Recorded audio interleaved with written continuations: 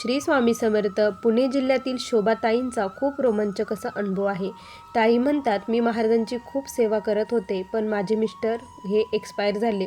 Mister expire झाल्यानंतर सर्व जबाबदाऱ्या माझ्यावरती आल्या. त्यामुळे मी एका कंपनीमध्ये कामाला होती. तिथे मी पॅकिंगचं काम करत होते.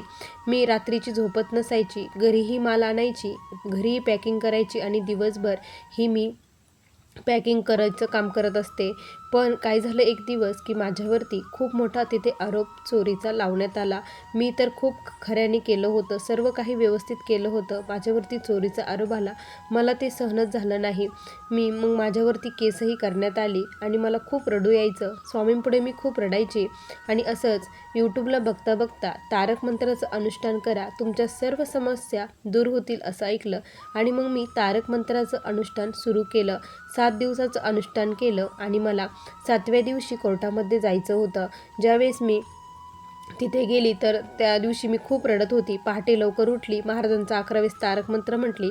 स्वामी मी खरी आहे, माझ्या पाठीशी उभे राहा, मला न्याय द्या असं स्वामींना म्हटली. आणि फॅन चालू नव्हता, काहीच नव्हतं. महाराजांपुढचं फूल डायरेक्ट माझ्या जवळ येऊन पडलं आणि मग स्वामींचा शुभ संकेत आहे, आज सर्व काही व्यवस्थित होणार असं मी म्हटले. आणि त्यानंतर मी जाण्यासाठी निघाले.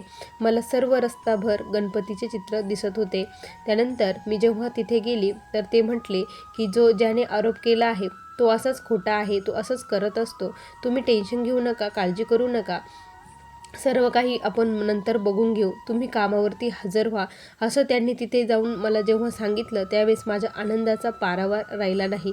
खरं तारक मंत्राने खूप मोठी मला आज साथ दिली आहे. स्वामींच्या तारक मंत्राने मला तारलं आहे. खरंच स्वामी सत्याच्या बाजूने उभे राहिले हे स्वामींनी पुन्हा एकदा दाखवून दिलं.